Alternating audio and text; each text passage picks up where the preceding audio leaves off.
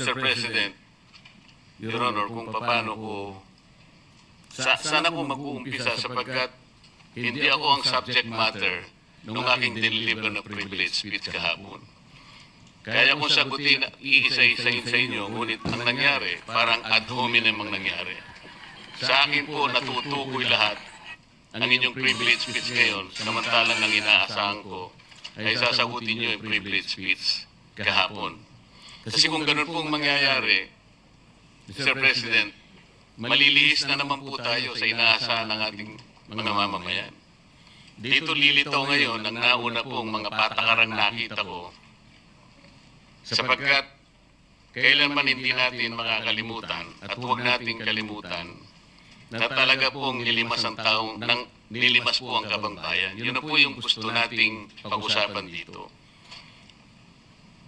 Kung sasagutin ko po ng isa-isa ang ibinibintang po ninyo sa akin, malilihis na naman po ang pinag-uusapan na kailangan na po ng taong bayan na malaman na po ang katotohanan. Sino po ang may pakana? Sino po ang mga mastermind sa nangyaring nakawan sa ating kabangbayan? Ito po'y hindi pangkaraniwang pagnanakawan, Ginoong Pangulo. Yun po ba ang gusto niyong mangyari, Ginoong Ping Lacson?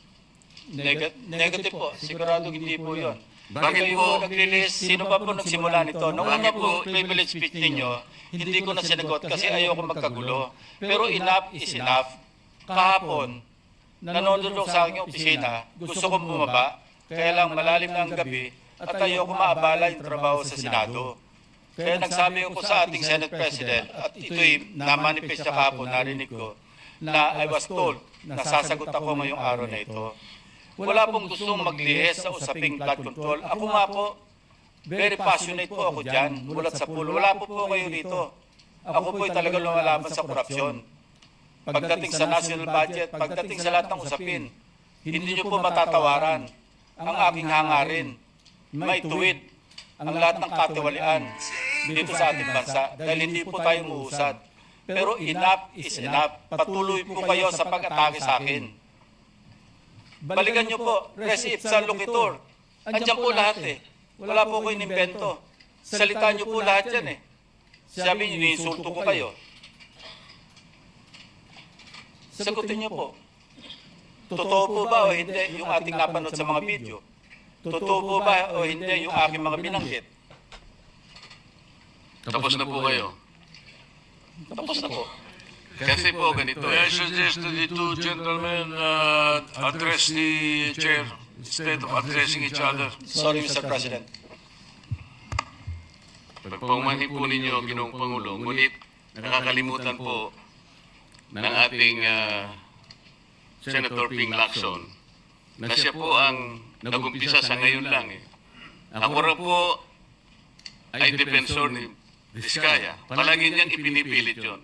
Hindi niya makalimutan ang sinabi ko na nung ako po ay nasa Blue Ribbon Committee, tungkulin ko po kasi na ipaglaban ang sino man, witness man siya, resource person, siya po ang kauna-unahan na nag-apply ng Witness Protection Program. Sa aking palagay po, nung panahon na yon, ay kakailanganin namin siya sapagkat mga pangalang malalaki ang dapat na makuha natin. Hindi naman siya, ang ibig ko sabihin, si Vizcaya po ang mismong nagbigay po ng kanyang kagustuhan. Nung una po, Mr. President, ayaw ko maniwala sa kanya. Kaya sinabi ko sa kanya, gumawa ka ng sulat, kahit sulat kamay, para sa ganun, walang masabi ang iba na parang ako pang nag-initiate sa'yo dahil hindi kita kakilala. Kailangan malaman muna natin kung ano ang laman ng iyong testimony. At kailangan ma-determine natin kung talagang meron kang may kukontribute ng mga pangalan. Kasi importante na lumitaw ang mga pangalan ng mga taong talagang utak ng pagnanakaw nito. Yun po pinag-umpisahan nun eh. Dahil mabigat ang kanyang gagawin, Mr. President, nakita ko sa kanya kagustuhan na siya sumailalim sa Witness Protection Program. Kinilala ko naman yun, Mr. President. Malalagay nga sa alanganin ang buhay niya. Yun po naman yung nakalagay sa batas. Eh. Bakit ngayon aakusahan ako na ako pa ang nagdidepensa sa kanya?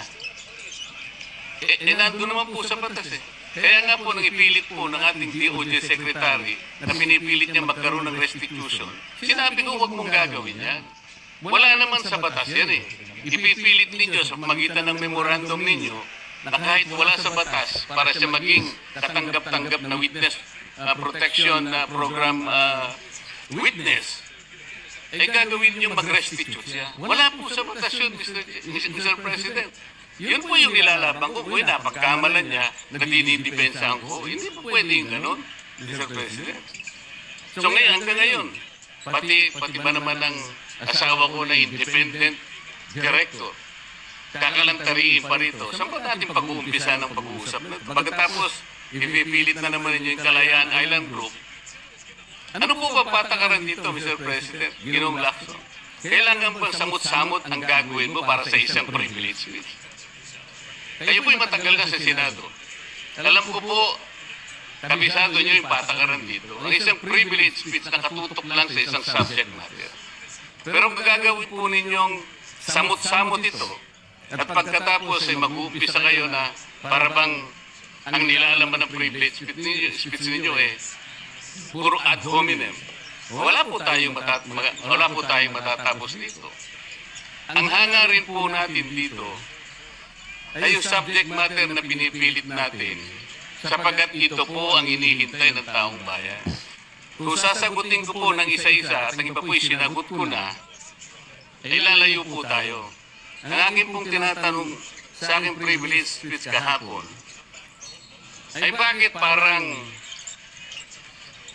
hindi ninyo pinagbigyan ng ibang mga tao na napakarami nilang dapat sabihin para sa ganun malaman natin ang katotohanan. Kayo po ang nagsabi, Senator Lacson, Sir President, napupuntahan natin lahat ng lugar na kung saan ang ebidensya. Hindi po ba kayo po'y nagpahayag noon dito sa plenaryo, Sir President, Senator Lacson, na sinabi nyo na ang presidente ay name drop ni Yusek Bersamin. Hindi ko man lang po nakita yung kanyang katauhan na ipinatawag nyo dito.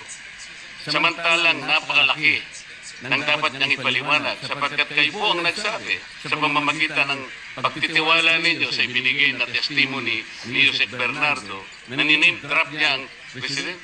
100 billion pesos po pinag-uusapan dito. Na kung saan ang porsyentong tinanggap nila, sang-ayon din sa inyong pagpapahayag, ay 8 billion pesos.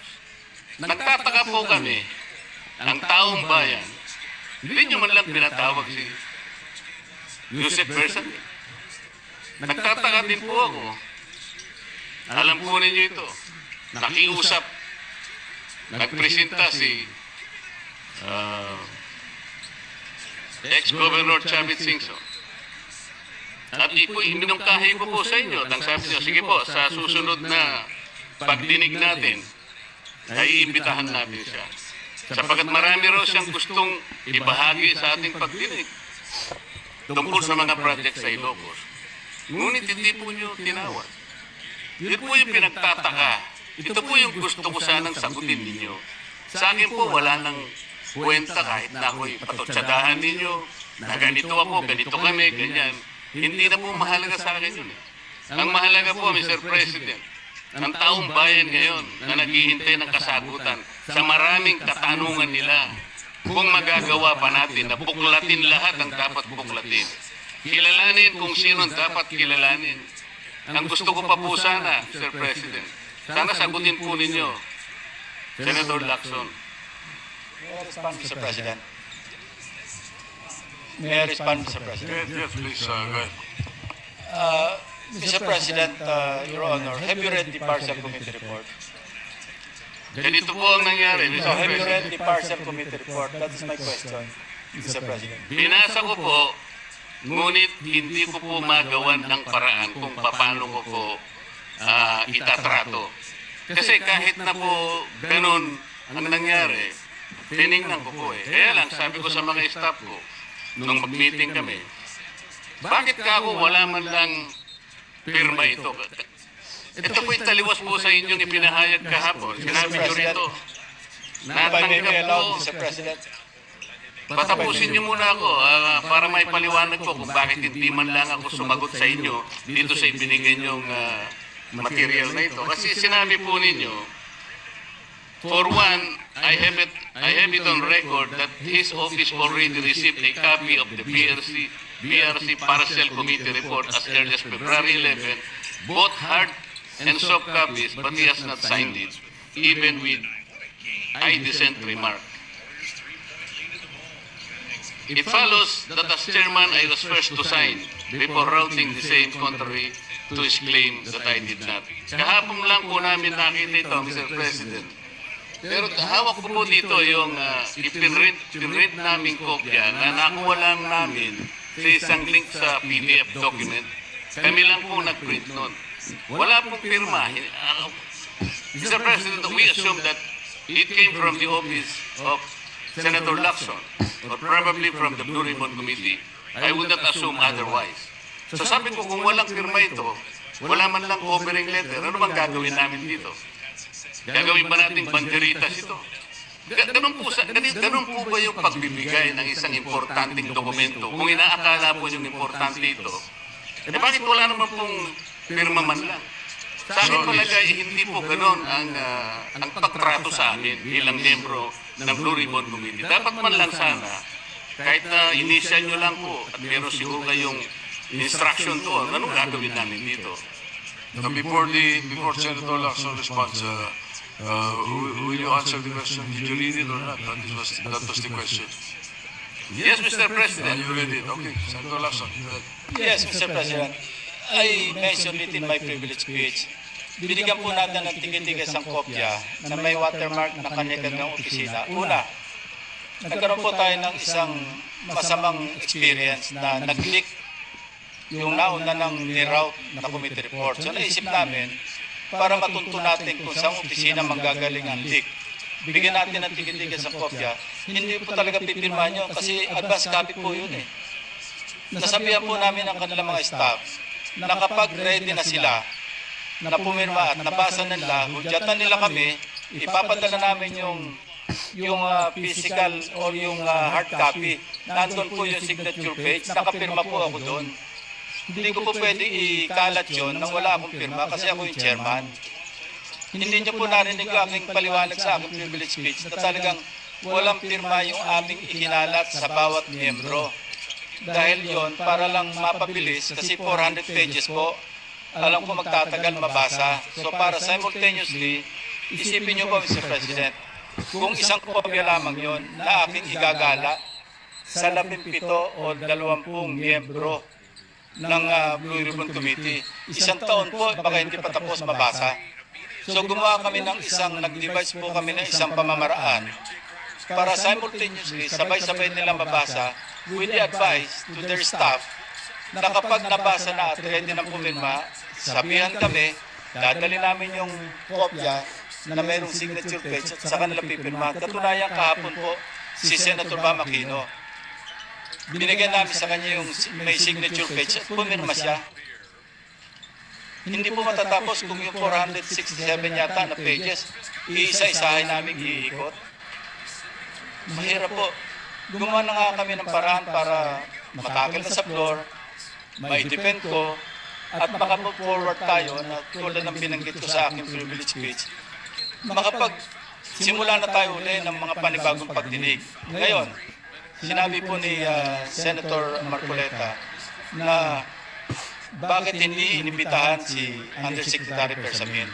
Kaya ko po tinanong kung nabasa niya na yung report, kung meron po siya may pakita sa akin doon sa committee report o doon sa TSN, sa minutes ng pagdinig na nabanggit ang pangalan ni Undersecretary Persamin. Bukas na bukas din po o bigyan natin 3-day notice rule.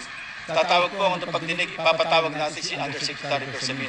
Ang binabanggit niya po yung aking interpellation sa DPCC na kung saan si Undersecretary Bernardo gumawa ng personal na sulat kay Pangulong Bongbong Marcos. At sinasabi niya doon na ito yung mga personalidad na alam niya, na naalala niya na merong allocable at kung ano pa. Wala po sa Blue Ribbon Committee minutes yun. Sa labas po yan sa plenaryo, sa DPCC, sa National Budget Deliberation. So kung may papakita po sa akin ng ating kasamahan, Senator Marcoleta, na mayroong isang mention sa affidavit o sa salaysay ni Undersecretary Bernardo na binanggit si Undersecretary Bersamin, di tumawag po tayo ng pagdinig at pag-motion siya na ipatawag kung sino man ang gusto niya patawag. Si Governor Chavit Singson, wala namang pagpaliwanag. Ano po yung itetestify? Konektado po ba sa issue at hand, which is the flood control projects? Kung konektado po, sana sumulat po siya sa chairman at sinabi niya, ito yung lalamanin ng itetestify o ito yung naka-attach yung draft affidavit ni Governor Chavit Singson. Sino na ako para tumanggi na ipatawag kung sino man yung resource person? Nagpadala nga siya ng surprise witness, siya lang nakakaalam eh. Hindi ko po inawat eh. Mr. President, Sandali po, hindi pa ako tapos. At nung hinanap kong pilit, pinagtanong ko yung mga addresses, lahat ng mga kakilala ni Gutesa. At inalam po namin sa pamamagitan ng CCTV footage, baka naman merong sumalubong o merong kasama na pwede natin matuntun kung nasan si Gutesa. Ganun po kasi ang aking pagnanais na talagang get to the bottom of this issue. Pero bigla po nawala eh. Ano po magagawa ko? Sir President, wala nga pong nakasulat dun sa transcript tungkol nga po dun sa binanggit niya sa plenary na pangalang Adrian Bersamin. Paano nga pong mababanggit doon, Mr. President? Hindi nga niya pinatawag eh. Samantalang dapat niyang ipatawag, siya mismo ang nag-highlight. Isipin po ninyo, nagawa po ni Senator Lacson na isama sa plenary debates ng ating 2026 budget. Ganun ka-importante ang bahagi na yun, Mr. President. Hindi ba dapat ipinahayag mo yun eh. Malaking bagay yun. Ibinulgar mo pa nga eh. There are 2 public officials I will reveal this morning. Ganun lang. Ba't hindi mo pinatawag? Kung pinatawag mo yun, malinaw na malinaw, nalagay sana sa transcript. Ganun lang naman ang ibig sabihin eh. Sa mga tweet, iniwasan po, Mr. President, para hindi malagay sa transcript. Pagkatapos ikakatwiran po ninyo, kung nasa transcript, di sana pinatawag ko. Baliktad po ang ginawa ninyo, Sir President. Katulad din po sa 30 Nara Street sa Southports. Ilan po yung binanggit ng mga tao doon?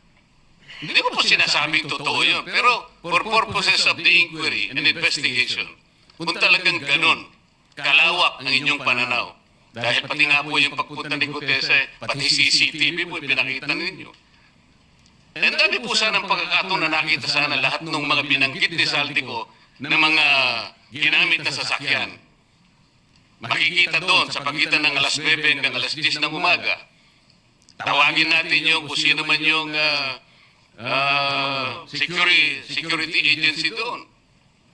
Pero hindi po ninyo ginawa eh. Pero sasabihin po natin, you wanted to emphasize one point. Kung nasaan ang ebidensya, ay talagang pupuntahan natin. Kayo po ang inconsistent eh. Pagkatapos ako ang sasabihin ninyong inconsistent. Ang dami po eh. Nakiusap ako na, sabi nga natin, ang dami pong tumuturo sa pangalan ni Martin Romualdez. Inimbita po ninyo, hindi dumating, nakiusap ako, naimbitahan uli, ang sabi po ninyo sa magitan ng inyong interview, kung pupunta siya rito, welcome. Kung hindi siya pupunta, wala tayong magagawa because of inter-parliamentary courtesy. Mr. President, hindi po karaniwang pagnanakaw ang nangyari sa kasaysayan ng ating bansa. Hindi po ba ninyo naiisip, mismong kabang bayan ang tumagilid, pagkatapos magtatago kayo sa prinsipyo o doktrina ng inter-parliamentary courtesy? Kung ako po ang chairman ng Blue Ribbon Committee, Mr. Chair, Mr. President, hindi ko po igagalang interparliamentary immunity. Sapagkat ang pinag-uusapan dito ay interes ng mamamayan. Huwag po tayong magtago kung saan-saan. Sinabi po ninyo, Mr. President, Senator Lacson, yung Apostille Convention. Hindi ba pinahayag po ninyo sa isang pag-i-interview ninyo na kung si Saldico lamang ay makakuha ng isang subscribe statement kahit sa Zoom lang, ipatatawag namin siya. Bakit hindi po ganun ang ginawa ninyo? Pwede naman siyang mag-Zoom pagkatapos na magkaroon ng Apostille sworn statement. Bakit hindi po ninyo ginawa? Meron naman pong Zoom eh. Natatakot yung tao. Nanganganib ang kanyang buhay. At palagay ko naman, nanganganib nga talaga. Iintay pa po ninyo na humarap sa inyo? Pwede naman ang Zoom eh. Kung talagang gusto nyong tuntunin ang lahat ng mga ebidensya na dapat nating puntahan. Ito po yung pinupunto ng aking privilege speech kahapon eh. Hindi ko nga po alam na kapag ako po ang magdi-deliver ng privilege speech, Mr. President, palagi po kayong nawawala. Kasi nga nasa bandang huli na po ako eh. Pero kung talagang gusto nyo lamang, alam nyo naman nasa agenda po natin kung sino po ang tatayo para mag-deliver ng privilege speech eh. Ayoko pong isipin na sinasadya ninyo. Ngunit narinig naman po ninyo eh. Mr. President, pagkatapos isasama yung Kalayaan Island Group, ano po ba talaga pinag-usapan natin dito? Yung kapakanan ng bayan, pinipilit po nyong pinagtatanggol ko ang China. Sa March 12 po, Mr. President, Senator Lacson, sana po may panahon kayo sapagkat ipinatawag ko sa pagitan ng isang resolution at ito po ay alam na ni Senator Erwin. Pinatawag ko po ang NAMRIA, pinatawag ko po ang Philippine Coast Guard, Philippine Navy, ang DFA, pinatawag ko rin po si Justice Carpio at saka yung professor sa UP.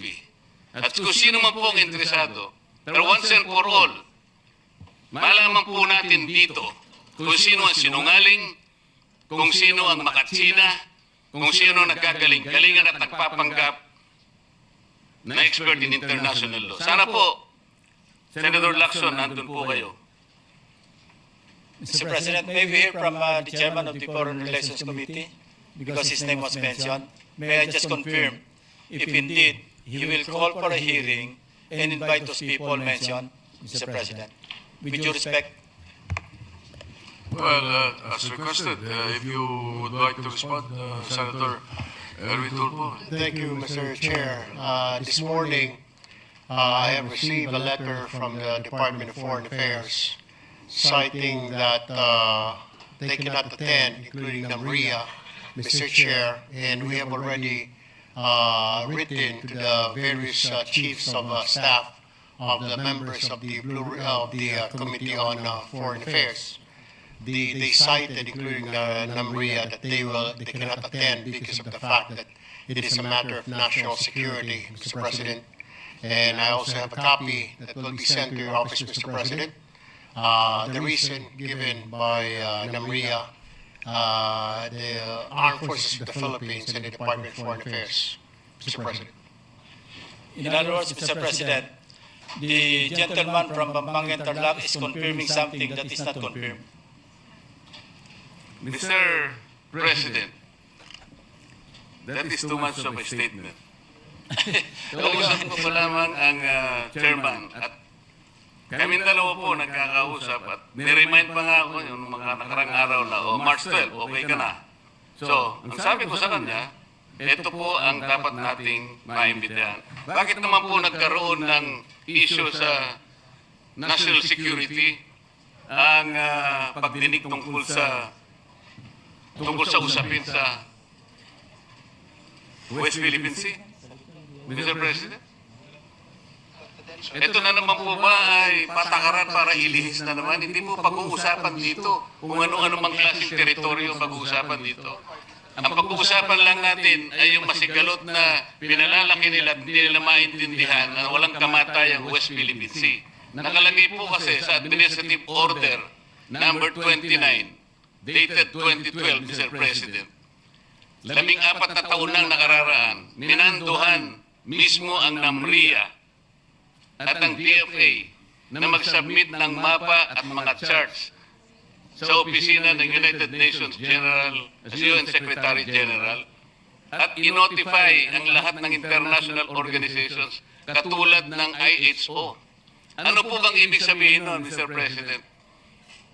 Alam po ba ito ni Senator Lacson, yung Administrative Order number 29?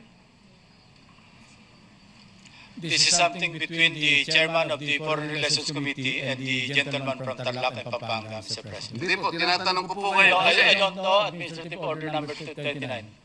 Oh, hindi po ninyo alam, sasabihin ko sa inyo. I don't Ulitin need to ko, know, Mr. President. I'm not interested. hindi po kayo interesado sa isang bagay na napaka-importante sa ating bansa? Hanggang ngayon, hindi ma-drawing ang West Philippine Sea. Hindi kayo interesado? Hindi po ako interesado sa sinasabi ninyo. Maring hindi po kayo interesado sa sinasabi ko. Ngunit ang sasabihin ko, interesado ang buong Pilipinas. Sapagkat ito, dito nakasalalay po kung sino nagsasabi ng totoo. So ayaw po ninyong malaman ang totoo, Ginoong Lacson? Kasi po, Mr. President, ang ipapalabas na naman niya, yung China, may karapatan dyan sa lugar na yan. Kaya ayoko na po marinig kasi ilang beses na po natin narinig yan, medyo masakit na sa tenga eh. Alam po Kaya ninyo, sinasabi ko po, ayoko na alam po ninyo, marinig Mr. kung President, nagagaling sa kanya, Mr. President.